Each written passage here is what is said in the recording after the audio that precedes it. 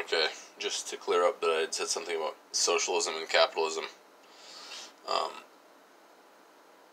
People think that capitalism exists somewhere in the world, and it doesn't. Socialism doesn't also doesn't exist. Yeah, socialism also doesn't exist, and I'm not sure what to call what is going on the planet right now as far as economic, media of exchange and economic, um, you know, the mechanisms behind economic activity. I don't know really what to describe it as, but I know that it's not capitalism or socialism, and there's probably not even a name for it because it's never been defined deliberately by the people who publish books, because the people who publish books have a communist oligopoly on the book publishing industry. You see, they share resources. They live like in a commune. It's not like a local commune where there's like 8 or 9 yurts or cabins or something like that that they all live in. But they actually live in,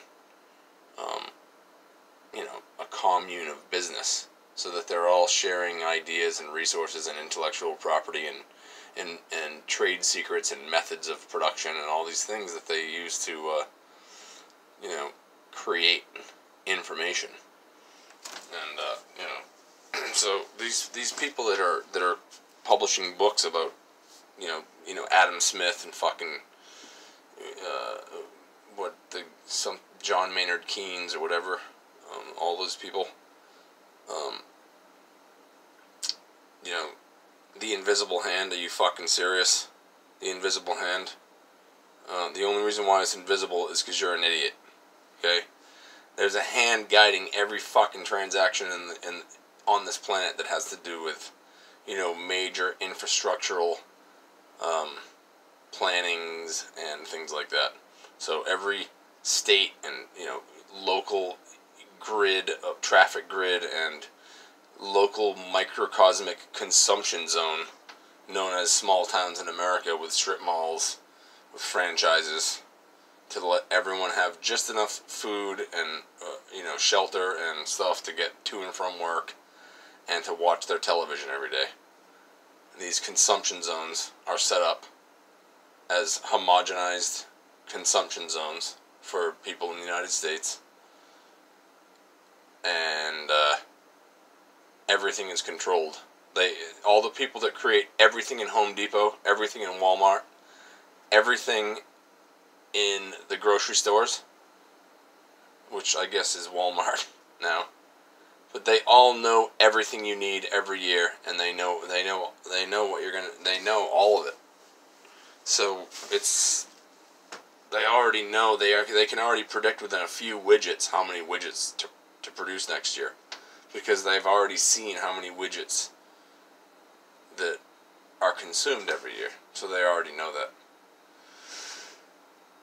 So I don't know what people are talking about when they talk about socialism or capitalism or anything like that, considering that the world is run by the International Bank of Settlements and the World Bank and the International Monetary Fund and, other, shell game corporations that are just, under some other umbrella or whatever, that are all just a bunch of fucking, it's a big shell game, okay?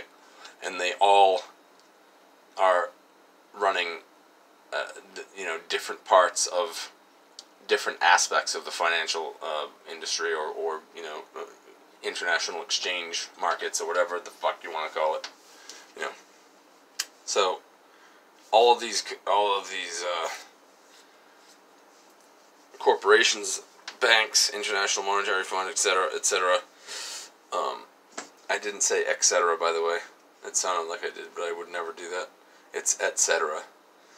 So all of those corporations that run all of the financial exchanges and stuff, they're sort of, it's a hierarchical thing where, there's sort of an eye at the top of the pyramid that sees all of the other subparts of its operation, which is to distribute resources.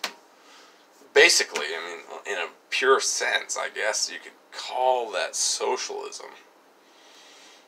But I know that would make a lot of people that think that they're on the so-called right to get very angry about that, but because they're morons and they think that they need to have all of their ideas aligned with some ideology that is, I guess, a part of a dualistic possibility of an amalgam of different ideologies to make one grand ideology called the right, or then its supposed complement, the left.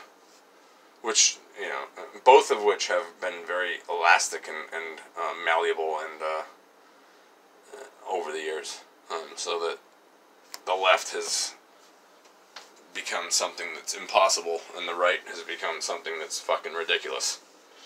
But, they needed to do it slow, but then they did it. So they've done it slowly. They've completely turned the left and the right, so-called, into fucking freak shows of fucking insanity. So, but then if you come back to Earth, away from left, right, or anything, then you just come from first principles. First principles. First principles. First principles. First principles. First principles. If you just come from first principles. And forget about what wing of the bird that you're on. Like, if you want to live your life by an analogy, or you can just fucking think like a logical human being, and just be logical. And, bird be damned. Like, why does it have to be like, oh, I like the poor, but I also like guns, so I can't think in America, because, if you don't want to chop up the poor and put them in this fucking saute pan and eat them, then you obviously don't like guns. But if you do want to kill the poor and enslave them, and you want to have totally no corporate regulation, and you just want to be able to, and kill unions, bust unions as much as possible, and then you have to worship guns. Which is completely counterintuitive, because Robin Hood actually was, like in America you can't be Robin Hood because he likes guns, but yet he doesn't like the rich. So a Republican isn't Robin Hood because he likes guns and loves the rich. And a Democrat can't be Robin Hood because he hates guns and cares somewhat about the poor, but still kind of loves the rich. So yeah, Robin Hood doesn't exist in the American political system at all. It's a quaint idea, and everyone sort of instinctually knows that it's a sort of a truism that, there should be some sort of equity in access to, if you talk about capitalism and free market, exactly, some merit-based access to resources, where the best man wins, right? But the thing is in America is that it's so not the case. But yet you will get people coming out and defending capitalism, and anyone, that's a socialist bullshit. They'll talk about Venezuela, and they'll talk about Hugo Chavez, and, that it turned into a socialist hell pit, and it's like, well, whatever it is, all that was overt socialism, right? It wasn't hidden, occulted socialism like we have in the United States and like we have in the West. It was actually overt socialism. It's the same fucking thing that we have, but it was a friendly kind of socialism. It was like, hey, we're socialists, we're sharing stuff. Whereas in the United States, the socialism is, we're controlling everything that you share, and fuck you, and we're going to tell you that it's capitalist.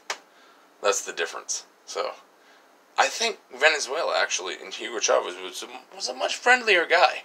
Because I think that you get bands like Sepultura, and you got fucking people you got people in Rio de Janeiro that they'll turn over they won't just turn over a car after a football game. They'll fucking turn over the Capitol, or they'll riot in the fucking streets. You know what I mean?